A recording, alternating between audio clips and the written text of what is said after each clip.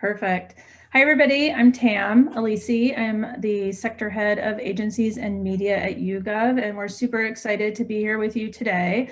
I have an amazing panel filled with fabulous leadership from across the business.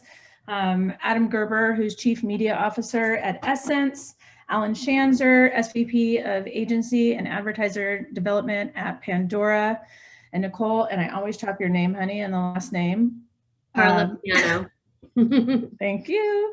Who's VP of Marketing for North America at Tinder. So really excited to have everybody here today. As you saw when you signed up for the webinar, we put together a study this year because we've gone through one crazy year and we've seen so much change that's happened with consumers, with consumption, with commerce. And so understanding the year that we've lived through, we wanted to go ahead and look at everything that's changed from the way we live to the way we work to how we consume, and more so the way that we interact with one another and the world around us. So YouGov was really keen to dig into that wealth of knowledge that we have at our fingertips and ultimately better understand how all of this change has transformed so that we can better strategize, better plan for what's coming up. Before we jump into the wealth of knowledge that Adam, Alan, and Nicole have to share with us today, I really wanted to just headline the three threads that I think we'll see pop up throughout our conversation. Those three threads being, there's truth in some common media cliches. We saw that come up in the research that we published. I think we're still seeing that come up in what we're seeing in the data on a daily basis. The consumers are really tuned in. Everybody's at home and that behavior's changed, and that's across all media. So we're going to talk about that and ultimately how we should be adapting to that, not just as agency partners, but as marketers and as brands. And then lastly, and I think what's really important is that it's less about the noise and more about the impact. So how are brands really leaning into the huge opportunity ahead of them so that they can be very purposeful and they can be intimate with the consumers in the marketplace today. So with that, I just thought I'd kick off actually with Nicole because I'm talking about dating and connecting. So Nicole, if you don't mind, and from a first question, just really in the way that people are meeting people today, and it's made online essential or online dating essential in the way that singles are going to meet potential partners. Just like people are embracing new ways of shopping and like curbside pickup, et cetera, we're seeing new courtship behaviors begin to gain traction, like video dating, masked walks. I recently read that Tinder moved up the launch of a video chatting feature last spring in response to the pandemic. What changes are you seeing in how people engage with each other on the platform, and which of these new behaviors do you think will stick around post-pandemic? Yeah, I mean, it's been super interesting to see, and I think what we've seen is the primary use for Tinder is no longer just for courtship, and I think there was just a lot of people were lonely and just looking for someone to talk to casually or someone to play an online game with. And it's really the only place, to meet people that aren't really in your social circle. And that was a lot of what we saw is people just wanted to have conversations and chat. They were spending a lot more time in terms of there was less, the one word, hey, when they're messaging. That's usually where people get tripped up is how swiping and matching is easy. That's the gamification part. But the time that people took to think of thoughtful ways to message and engage in our messaging chat was really what I enjoyed watching. There's a few videos on TikTok you could see of two Gen Zers that will just message rap lyrics back and forth, and that's the only dialogue they have for minutes and minutes. It's fascinating. And they were meeting on Tinder and then making plans off of Tinder. like whether it would be to play Animal Crossing when that was super popular. There was one gentleman who would meet a bunch of women on Tinder, invite them to a group chat on Snap, and he'd do a bachelor-like rendition in a Snapchat chat. So I think we saw people get so much more creative in what we call the post-match phase, in spending time and thinking of creative ways to have interactions with new people. And then on the video front, you know, I don't believe in, and we've done, you know, surveys at Tinder, and there's been third-party research that video dating did go up during the pandemic, but I don't believe that anyone felt like it was a one-for-one replacement for an in-person date. People still want to meet people in person. That has not gone away. We're not completely devoid of wanting, you know, in-person human interaction. But I think people will still use the video tool as a way to do due diligence before they go on an in-person date. You know, you can get a better sense of who someone is and how they are than you could if it was a phone or text. So I do think people are going to be more mindful of like, we should video chat first and then go do something together. The second thing that I think we'll see is, again, in the creativity around COVID safe dates.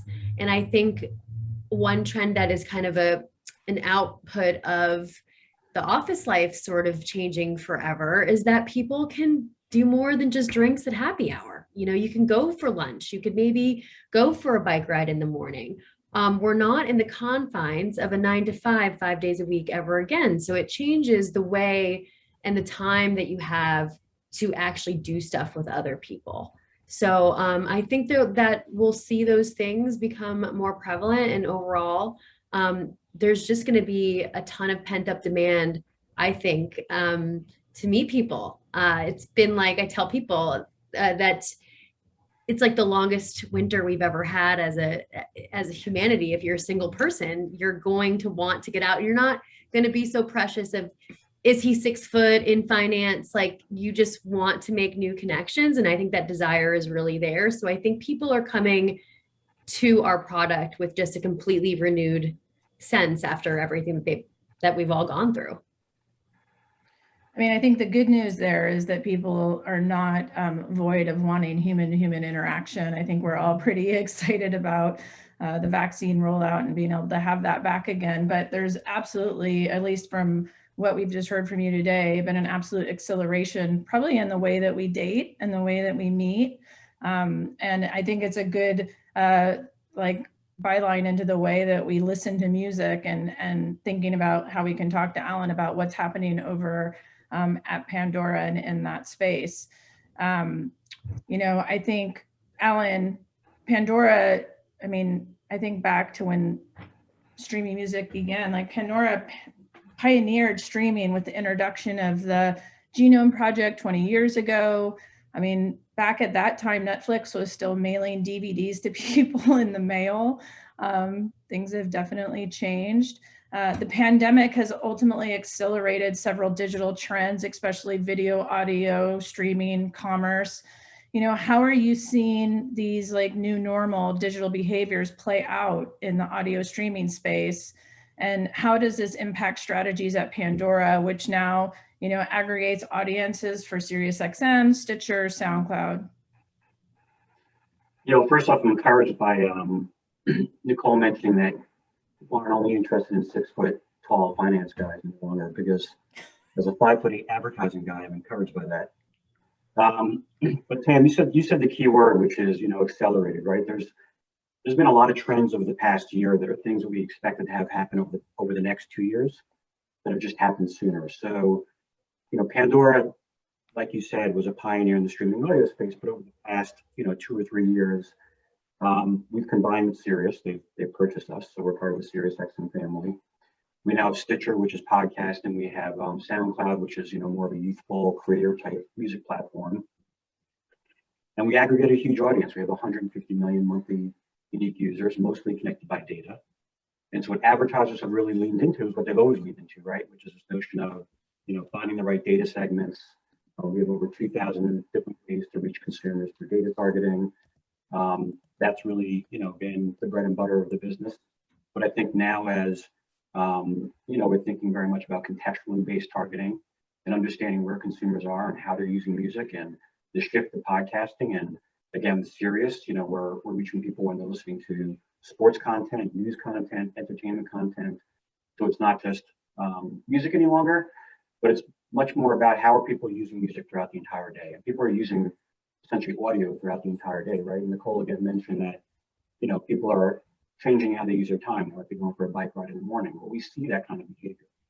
And I think advertisers really are interested in the reach that we can deliver, the data targeting that we can deliver. But I think most exciting is the sort of contextual relevancy, right? Understanding where people are, when they're using audio, and what's the right and most relevant way to speak to them. And again, it's things that we would have expected to have happen over the next couple of years, but everything's just been accelerated, and I don't think anything will go backwards over the past 12 months. Yeah. No, I think, and I mean, this, we can talk about it another time, or we can talk about it later in this, but I think there's probably a lot of interesting trends that Pandora is seeing in the type of music that people are listening to, because they're listening more at home than they are on the go, just because intuitively people are spending less time in their cars and less time, in their transit to work or whatever it might be. And, as an opportunity, you see, oh, well, how do I kind of create then those different communities around music so people can think of how to adapt in that at-home environment? Yeah, we can definitely talk about it, as we go through. I mean, it's not just about the kinds of music that people are listening to. I mean, certainly people listen to music for all different reasons and, reinforce all different kinds of moods. But we're seeing a much more, kind of flat line of people listening to music throughout the entire day. There used to be much more of a significant kind of peak, pre-work, post-work, people working out, whatever it might be. And now we're seeing that throughout the entire day. In-car listening, which, was certainly impacted by the lack of commuting. And, for Sirius, it's a big part of our business. We're seeing a lot of that kind of content being listened to sort of outside of the car now with the Sirius app. And just people are, again, their days are no longer confined to day parts. I imagine we talk about TV. And so we're seeing all different kinds of behaviors just kind of fluidly throughout the day by demographic, by geography. And again, they're all different kinds of ways we can leverage that. Oh, awesome. So, Adam, I think your role is unique because you ultimately sit at the intersection of consumers, consumption, commerce, because you have clients that sit across sectors, and all of this change is ultimately, it affects the recommendations that you're making, that your teams are making, and all of the money that you're obviously putting into the marketplace. So I guess like the suspension of like life as usual due to COVID, and with like more time spent at home has really changed media consumption. We saw double-digit multi-year declines in TV viewing come to a halt in 2020. You and I have talked about that offline because I think depending on the data, we see different things. But ultimately, like weekly time spent watching TV grew by 20 minutes. If we looked at last week's YouGov data, we see that TV continues to hold steady at about 81% of US adults, which is, I suspect potentially due to the weather and keeping people inside, but I'm really interested in your perspective on where do you think TV viewing is heading as more people get vaccinated and the economy reopens? It's a loaded question because there are so many different layers to what you just asked, Tam, but look, I mean, I think, just generally speaking, what we saw in the industry when the pandemic first kind of affected us at scale over a year ago was, to your point, a fairly quick and abrupt end to the declines in TV consumption that we were seeing, and a spike across not just regular kind of live linear, but also across streaming services, across connected devices, across gaming platforms. There really was a fairly quick and large spike in consumption. The difference in the data that you and I debated over offline, relates to kind of more what I care about as an investment lead and as someone who's focused on the ad-supported marketplace. Yes, video consumption is going up, but a larger and larger portion of that video consumption is happening in non-ad supported environments.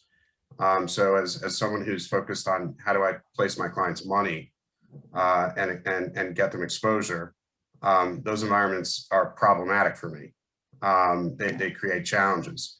So that video viewing is that growth is less important to me, other than the fact that it's kind of churning and taking away my opportunity to reach consumers in ad-supported environments. We continue to see, declines. I mean, the reality is that network television is continuing to erode. After that initial 6 to 8 week spike that we saw, the long-term trends are back in play. Network television is down. For those of you who read about the Grammys, down 60% year over year. There is a significant challenge in the traditional TV space with regards to how the advertising model is evolving. Now, with that said, the streaming space is exploding. And I think, we continue to see growth there.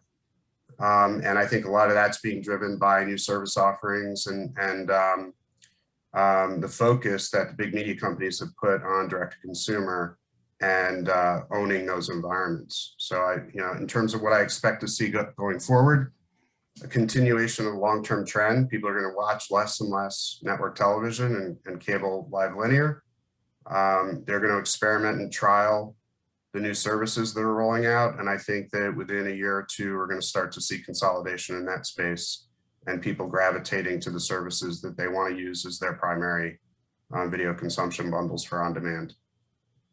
It's a great point, because I think over the last year, and I hate to play focus group of one, but I'm going to do it. My parents are having conversations about YouTube with my 10-year-old daughter, and they're in their 70s. Like, we don't expect our grandparents to be talking about YouTube, but what we're seeing in the data is ultimately even the oldest demographic is leaning into streaming. They're no longer afraid of it. They're no longer focused on that linear TV on the wall, and they're really thinking about how they can make the most of all of that time. It's actually the older segment. The older segment has actually got the highest growth rate in streaming consumption. Now it's coming off a lower base, but it's got the highest growth rate.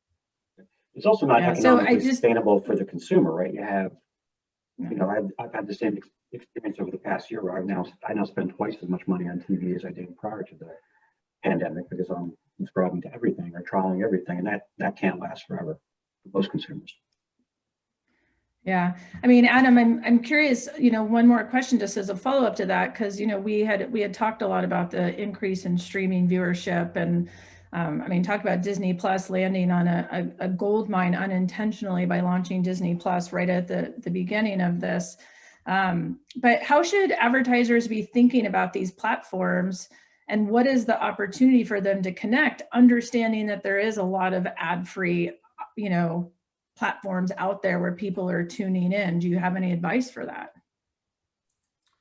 It's probably one of the biggest challenges we face right now, is figuring out how to reconnect with, especially the younger audiences, the more time-constrained audiences that have the disposable income, quite honestly, to pay the $10 a month or the $12 a month to avoid ads, right, and to watch content on their own time. What's promising is that we're seeing the launch of services that are taking a more balanced approach to an ad model offering that is based on light ad load, that in some corners of their services are completely non-ad supported, but in others do still continue to carry ads.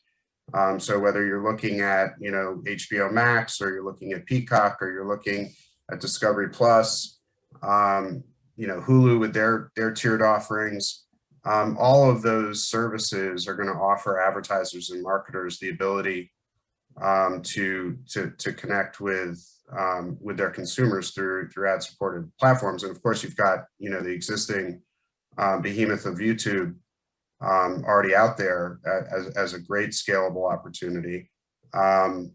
So I think the the biggest concern I have is the completely non-ad supported platforms that happen to unfortunately be two of the largest, and those are the ones that that I wonder about long term. I do believe that long term marketers are going to be able to find their way into those environments, not through traditional ad, not through what we traditionally view as television advertising, pods and multiple positions in pods, but through branded experiences, integrations, new unique formats that live in the navigation.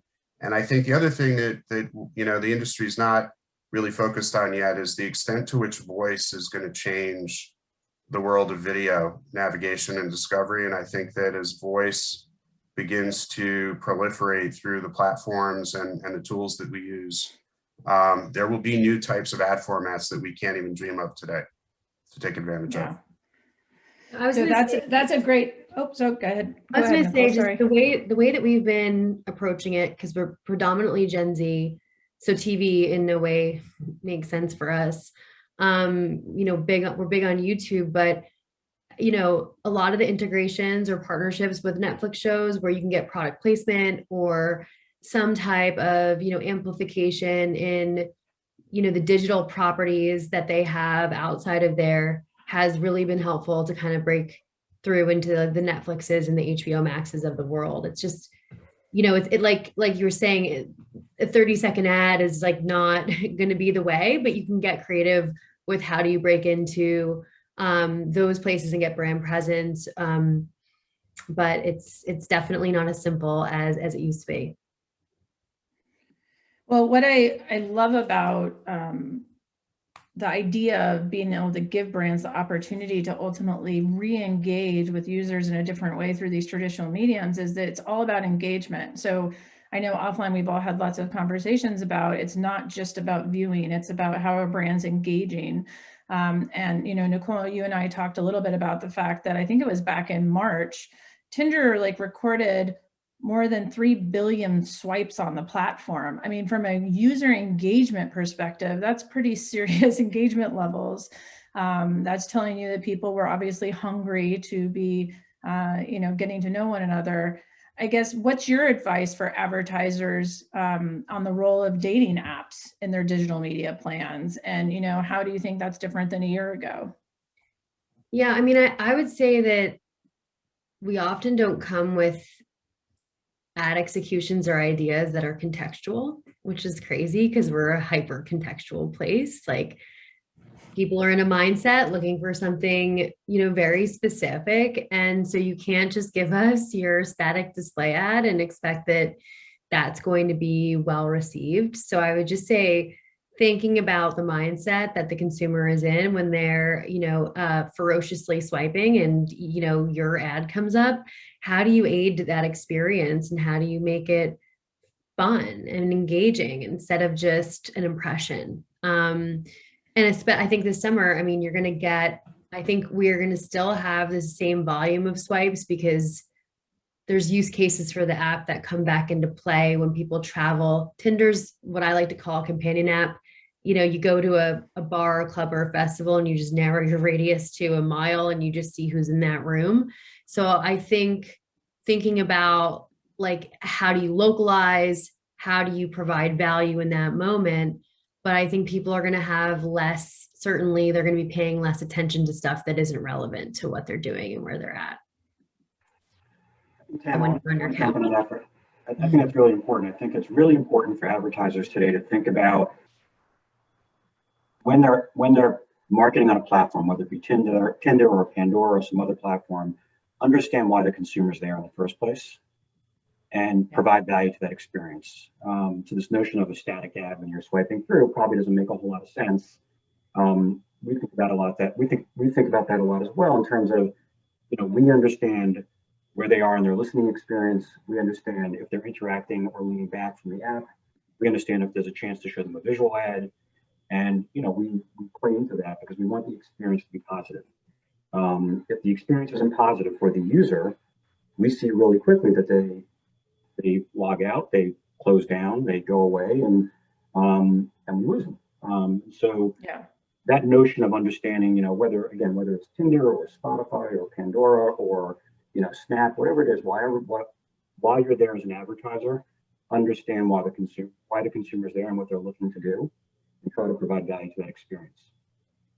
Yeah, so Alan, that really goes nicely into kind of what I was thinking about next in terms of the change that we are seeing in the audio space. And I think I've written 3 pieces now on it because it's been so dynamic, but it's ultimately shifting from owning music to assessing music, and streaming audio is now the dominant way that most listeners are accessing music, and podcast content, reaching 55% of all time spent with audio.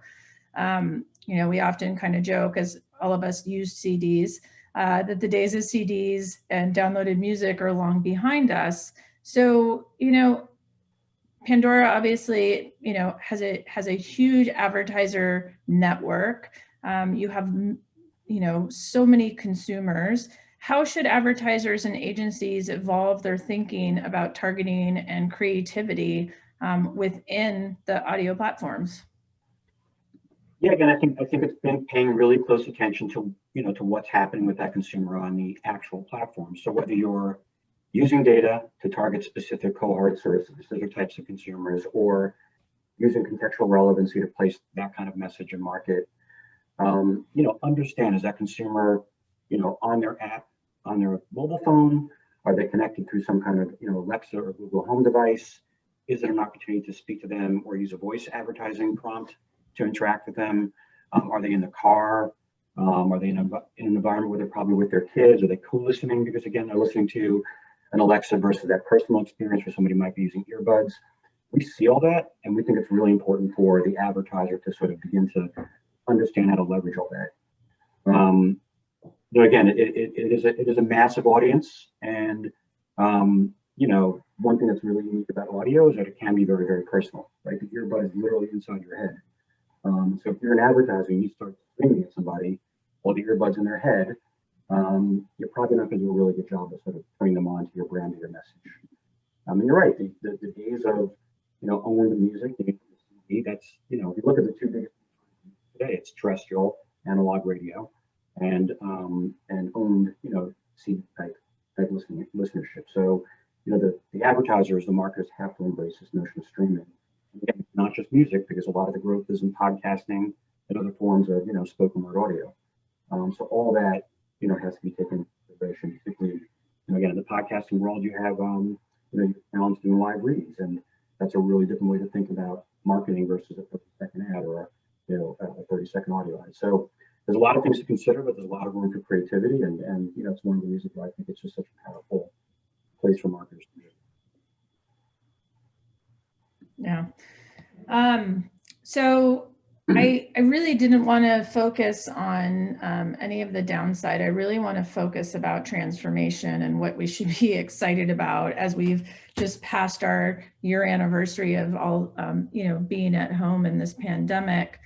Adam, I think, God, since the beginning of when this happened, like when this really started to happen last February, there's been a lot of change in the agencies. I think there's been a constant pitch-a-palooza.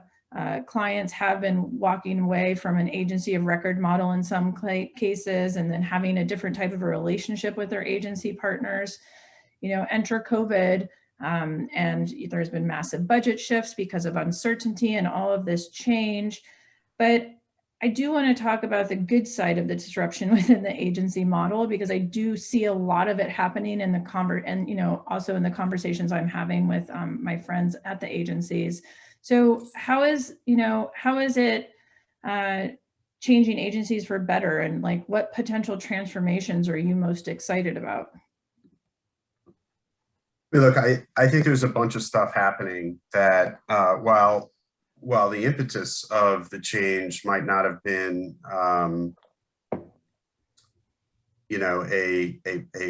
real positive in that it was instigated by, a health crisis and a lot of difficulty that people had to go through for a variety of reasons. I think resilience is what I've seen throughout the agency community, whether it's at Group M or at the other holding companies that we compete with. You know, in a really weird kind of way, while we've been remote and distant from each other, we've actually been collaborating better. And we've been reimagining in better and more kind of concrete ways about how our business can change. So I think that the necessity of what we had to accomplish over the last year has been a good forcing function for us to address, you know, quite honestly, a number of issues, underlying issues in the industry that that really kind of hadn't been taken care of yet to the extent that they needed to. So I think whether it's adoption of automation, whether it's being kind of more flexible with work hours and kind of how people engage with their colleagues, or it's kind of just the working relationship that you have with your client. I think all of those things have been impacted much more positively than negatively over the last 12 months. So I've found that to be, you know, I'm interested to see how that translates after we all start going back to the office.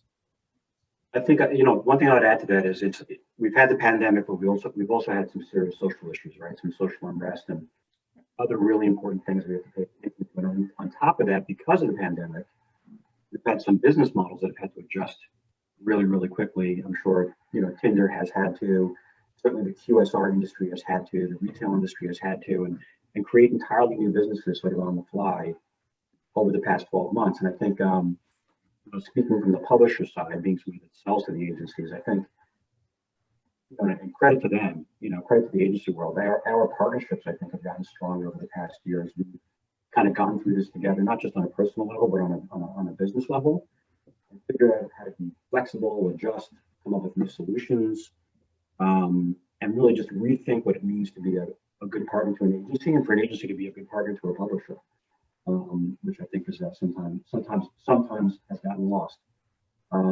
So whether we end up in a hybrid mode moving forward or full-time back in the office at some point, we hope, you know, I think that our working relationships will be forever changed for the better. I hope so, and that's, you know, something I think we've all seen. Yeah, and you know, one of our Constellation Brands clients was supposed to join us today, and she ended up having a conflict, so she couldn't. But her and I had a whole discussion about how their business has changed. You know, this is a business that most of their distribution used to happen in restaurants and in bars, and very quickly they had to fast track commerce. They had to think about how they were distributing differently to those environments, but also to stores. And they had to think about very quickly how they were adapting to this online shopping in a you know, that can be kind of normal to take on, but they have all sorts of you know, regulations that they have to worry about because they're selling alcohol. So I think that there's you know, been a ton of trends that we've seen come out of this that have been fast tracked, but I think that for the better, because it makes it easier for the consumer. So, you know, some you know, in the music industry, which we obviously touch, it's been, you know, incredibly disruptive. You know, the lack of live events and touring and all that kind of stuff, which has been really, really important. Not to mention, not the least of which, live events are a big business for Pandora, which we've now had to shift to virtual events. And, you know, although I think we'll go back to live as quickly as we can, it's been interesting to be able to promote an event where in the past we might have been able to host 2,000 people. But because it's virtual, we can now host 20,000 people. Or, you know, we can do now meet and greets with, you know, folks like Cardi B, where we can have 12 super fans zoom in, direct conversation with her. And that's stuff that we never would have contemplated in the past. And some of those things, I think, some of that personal one-to-one via Zoom type stuff, that probably will continue. And I imagine that concerts in the future will probably have a live stream component that they wouldn't have had in the past. Because we realize that Madison Square Garden can host, you know, hold 17,000 people, but you know, we can have 150,000 people tune in if that's what we want to do. So some really interesting things have come out of it. Really interesting things. Yeah. Talking about change, I think that for years, the audio streaming space was basically dominated by Pandora and Spotify. I think we've seen a big shift with Amazon really emerging into the category as a fierceful challenger. What advice do you have for advertisers in selecting the right audio streaming partner? And to add to that, I know you and I always talk a lot about, well, it's not just about just audio, it's about how does streaming audio complement what you're doing on air, or what you're doing in out of home, or what you're doing in platform. I'd love to hear your perspective on that. Well, certainly, nobody wants to be, if we can all avoid competing with Amazon, that'd be probably a pretty good thing for all of us, right? So who knows what they're going to do. But Amazon is, in the music space and the audio space is predominantly, through Amazon Prime.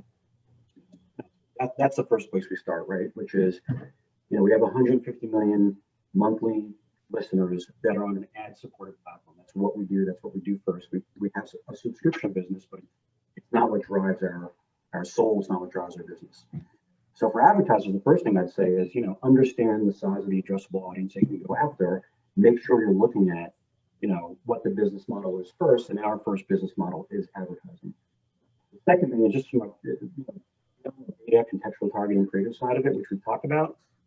Adam talked about what's happening in the TV space, and one of the things we talk to marketers a lot about today is the incrementality, the reach potential through audio, which is substantial, but I think really, really important as it's getting harder to reach people in other places. And one of the things that's sort of a fundamental truth about audio is that you typically don't listen to music while you're watching TV, right? They're sort of these discrete activities. You typically watch TV or video while sitting on a couch, glued in for a set period of time. You're typically consuming audio for multiple hours of the day throughout the entire day. And it's often when there's no TV around you, right? It's not a co-listening, disruptive environment like that. So, we want advertisers to really think about how do you build that reach plan to achieve your business goals, and what the role for for audio is today, where it's now streaming, digital, connected, measurable, versus what it might be like in the past, where it was kind of local, non-targetable, non-measurable. It's a completely different animal. And so we ask advertisers to think about the incrementality, the scale, right? And then we ask them to think about the contextual relevancy, the way to drive creative, innovation through things like voice, and formats, all the way from music to sports to podcast content. There's a whole lot there. It's a really exciting place, I think, and so that's what one advertiser to think about it. So that's all great recommendations. And as somebody who spent a lot of money on behalf of advertisers within Pandora, I mean, I agree with the leaning into the innovation and kind of ways to do it differently. Nicole, I think that you bring a different perspective because you're both a brand as well as a platform where people can advertise, which I think makes you quite unique. When we think about Tinder, and like full disclosure, I met my husband on Tinder, so thank you. Tinder remains the most used dating app. Bumble is, I think, in the number 2 spot.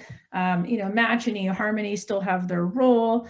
But when you look at kind of the data that we see in the brand index tool at YouGov, which shows, differences in ad awareness and such, it makes sense because Tinder's a younger brand and Bumble's a younger brand. But it also tells us kind of about the type of activations that Tinder is likely engaging in, which is probably more across paid, earned, and owned versus a more traditional approach. So I guess understanding what Alan and Adam have talked about from both of their point of views today, tell us about Tinder's strategy to attract new users. Yeah, I mean, I feel it's a blessing that we have a brand that was a game changer in the industry that is highly recognizable without having to have advertised it. It was just a game changer. It's ubiquitous with dating. You'll often hear in VC pitches, it's the Tinder of. So I think we don't have an awareness problem. And I think our user acquisition strategy is geared to the younger demo, 18 to 25. And so they're not peddling what you're selling. So if you're doing a 30-second ad, you can bang your head against the wall now and try to figure out how to do that.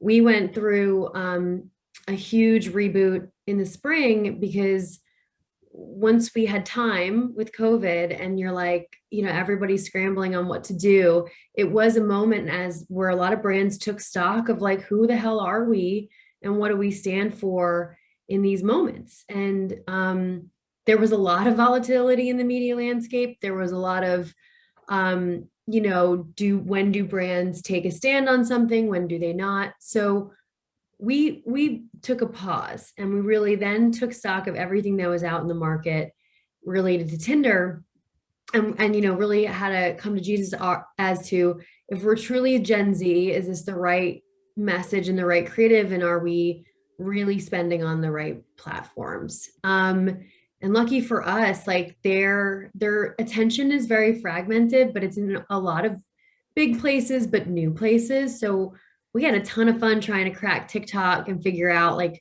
we were advertising in the spring of last year on TikTok, figuring out, what is the trick behind top views.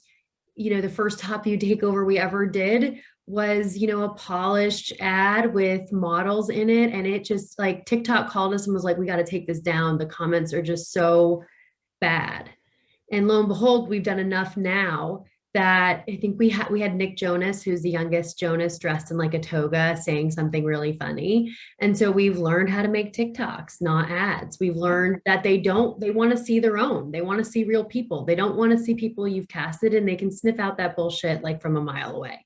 So I think a lot of what we've overhauled is the creative, and we look for places that have really interesting creative formats. Like Snap has, I think, some of the best paid placements because it's an ad that users can play with. They can be creative with a lens and a filter, and they can share it. And so I think we really you can be more playful. Then you have to let go of like all these like very strict brand guidelines of don't do this and don't do that. Like, if you're going to make a cool filter, you got to get comfortable with a lot of different things. So I think it's been extremely freeing, and I think both creatively and it's exciting, but it has been a lot of ADD as to like, where do you focus?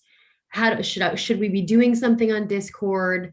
How deep into TikTok do we want to go? We double down a lot on influencers, which act as a media channel and a creative resource for us. And I would say that the creators of this generation are much more different than the Instagram influencers or the YouTube influencers that are in the millennial space. So we're having fun with it. And I think our goals are I'm never excited by paid impressions. I'm like, how much earned did this shit get? Did we do something good that people wanted to share? Did we surprise and delight? Did we keep Tinder in the cultural zeitgeist? And that con lion ad is not really what's going to keep us there or what brought us here. So it's fun, but it's hard to keep up. And it feels exhausting, but it's exciting. So we have a question from the audience, which is, it talks about the fact that all of you have talked about the importance of contextual relevance, which is I think is not something we haven't been talking about for a while, but in this time during the pandemic is super important. So, how will a focus on relevance over reach change creativity? And, will it change how brand, media, and creative teams ultimately work together to kind of be successful in this new normal? I want to go first on that. I think we're talking a lot about it because the elephant in the room is if you're a mobile app like we are, iOS, it's coming, and you're not going to be able to have a creative ad that's targeted at an audience programmatically anywhere on the internet. We're going to go back to a place where we're probably doing more direct buys, and we're thinking a lot more about creative and taking bets on creative versus putting, 5 different creatives into the queue and just being like, whatever gets the best click through, optimize to it, don't think more about it. So I think that the changes are coming because data privacy is changing, and you have to think about where do we go back to as we move out of a more, this programmatic place that's really been in vogue for the past, 8 to 10 years. So it's a different mindset. I mean, I generally agree with the challenge that we're going to have as we move to a cookieless world. As data is less applicable across publishers and at the campaign level. I don't necessarily agree that we're going to lose the move to programmatic. I think that is a force of motion that is going to continue. What I would say though is that your point about contextual creativity is what's going to allow programmatic buying to continue. We're going to do it in a different way. We are going to be programmatic against using different data points and different types of data and targeting solutions that are not based on identity or identifiers that are no longer being passed. So, time of day, contextual, geographic. There are a lot of different ways that we can still leverage data in a privacy compliant way to message in a creative way if the creative strategy is aligned to that. Yeah, I mean, I agree with everything you guys are saying. I do think that over the past year, I mean, because of the data privacy issues and what we're expecting to happen with Apple and the cookie and all that type of stuff, it's accelerated the conversation. But again, I think, over the past several years, we've begun to rethink, what should advertising be, right? How should advertising serve the end user and drive those business results? And, Nicole even said that, she mentioned that, their advertising on Snap is really exciting because consumers can interact with it. And she can see if it becomes viral, if it's gaining traction. And I think that's the way advertisers and marketers are just thinking today. Hopefully, it has to be more interesting than it had been in the past because consumers are just different in how they engage with media today. Things have to break through more effectively through that kind of creativity. Yeah, so talking about different, this is a kind of a funny question that we got. So I'm gonna read it verbatim because I think it's a bit entertaining, but super interesting about Tinder, the hookup app becoming the companionship app and success of virtual music events. But I think the question coming out of that is, do you see an opportunity for brands to be part of virtual connections? And for example, sponsorship of Facebook watch parties or, I guess any insert brand here. Yeah, I think it's still going to be worse. I guess the question is, would we sponsor virtual events? Yeah, I don't see why we wouldn't.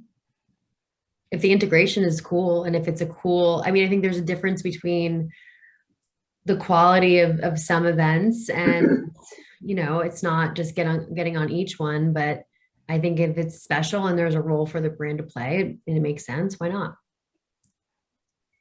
And I think, I'd argue that it's also where kind of the AR VR phenomenon hasn't yet caught up with the promise, right? So, I think we've all been hyped on kind of the potential of AR and VR experiences in the living room or on screen. They happen occasionally, but I think, the extent to which they could start to change the face of what a virtual event looked like or what the experiential aspect of a virtual event is, once that scales and once that becomes prevalent, it's a much bigger opportunity for brands to take advantage of. The challenge you have right now is just scaling those types of opportunities in any significant way. Yeah, Alan, Pandora's done a lot of listening parties with talent and musicians over the course of the pandemic. What type of feedback are you getting from consumers, foremost, but also advertisers? We get positive feedback from both. Again, consumers are outside of the fact that consumers, in theory, can't leave their house and go to a concert, that's something they miss. I think they appreciate the access that they might not have had in the past, because the access is almost essentially unlimited. So again, a 2,000 person event that might have been in New York City is now a, unlimited event for people all across the country. And, we have the ability to invite consumers that we know like that music because we obviously see their trends. I think brands like the intimacy of the things they can do with consumers in an environment where the consumers can directly interact with that brand and experience certain things, whether it be, ordering a meal during the concert brought to you by X, fill in the blank. They love that. I think the artists like it. I think artists are struggling. They need to get back on the road and back into stadiums. That's where they make the bulk of their money, right? But I think they do like this opportunity to have, smaller, more intimate conversations with consumers through a Zoom, whatever it might be. Which I think we've learned to make that feel kind of intimate. So there's a lot of good there. Again, I think some of those elements will stay in place. I mean, certainly no one more than me wants to get back to a concert, but you get out there and interact with people and see humans and kind of rub up against them as we're rocking back and forth to music.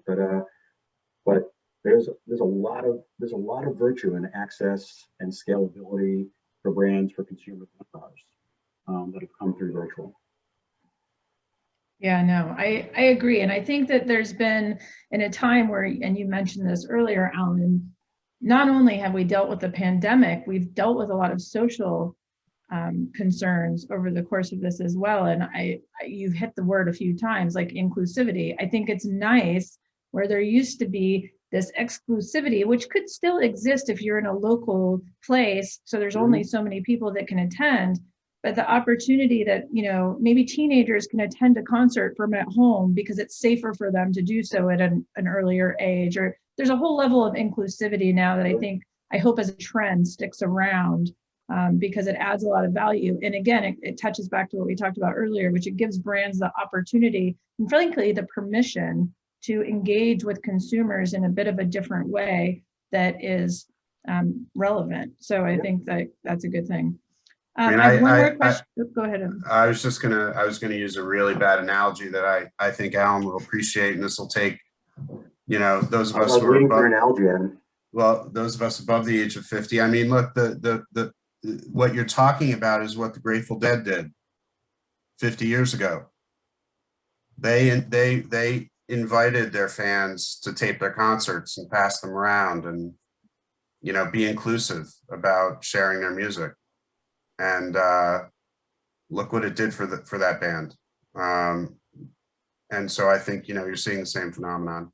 Yep, good analogy.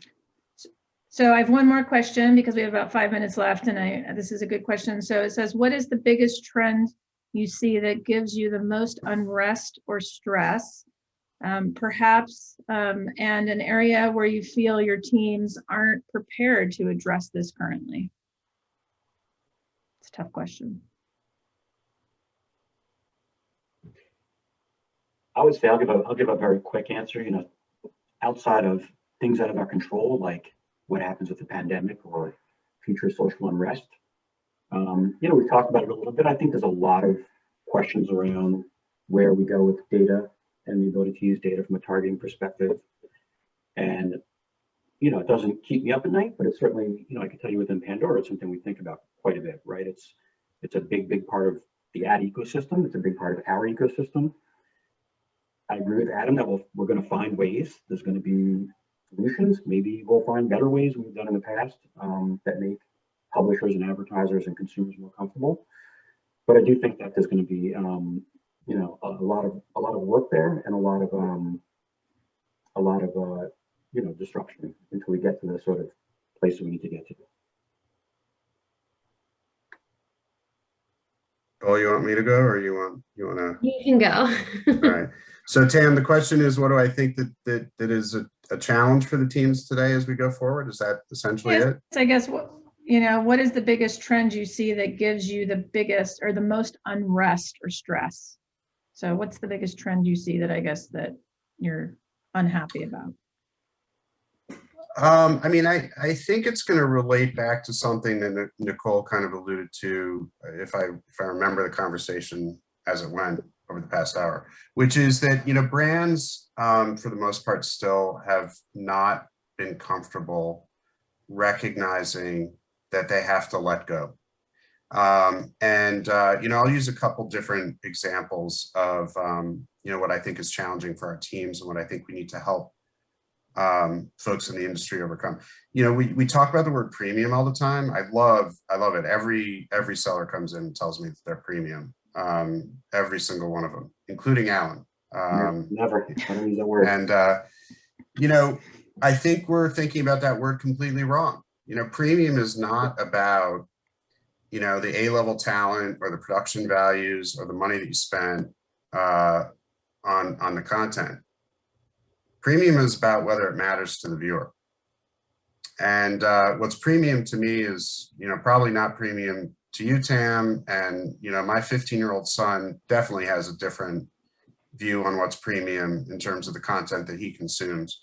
And I think, you know, the more quickly we help our clients understand that to become part of the zeitgeist, to become culturally relevant, to become an authentic brand, you have to focus on the consumer, not on what your own kind of guardrails or perspectives are on what you should be doing.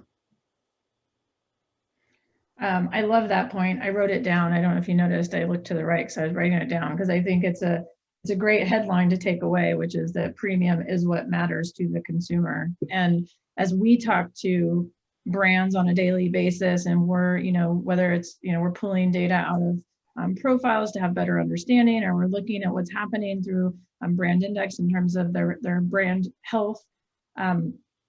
There's a lot of context that comes into that in terms of what matters to the consumer, and having that understanding so that you can, you know, put your kind of best foot forward, and even in a time like this, be successful in, I think, supporting consumers through it, which is ultimately uber important.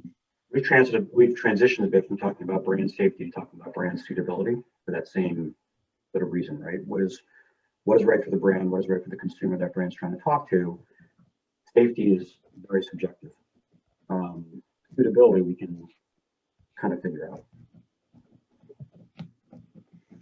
Nicole, any closing thoughts? Yeah, I mean, for us, it's a bit different. I think the thing is we're thinking about different and new ways for the community to engage. You know, when you're trying new formats in our product, just like we can't control the way people behave, we can guide them to do the right things. But anytime, you know, you're thinking about new ways and the user experience, and trust and safety and respect on these online platforms and moderation, I think that's the biggest challenge, is to just keep pace with that while you're adding new features constantly. Is how do you moderate and how do you create safe environments without overdoing it, and understanding that behavior. So I think that's really the biggest challenge. Yeah. Well, this was awesome. I really appreciate you guys having this intimate panel conversation over Zoom in your homes with us today. I think, you know, everything that's come about in terms of trend is about, you know, who is the consumer, what matters to them, and how can we ensure that we are bringing value to them on a day-to-day basis. So I hope at least those on the call and the Zoom today see that you're all doing that from your chairs. And I appreciate the leadership. I appreciate the perspective, and really a great conversation. So thank you. Thank you for having us. Thanks. Good seeing everyone. Perfect. Thanks, guys. Cheers. Bye.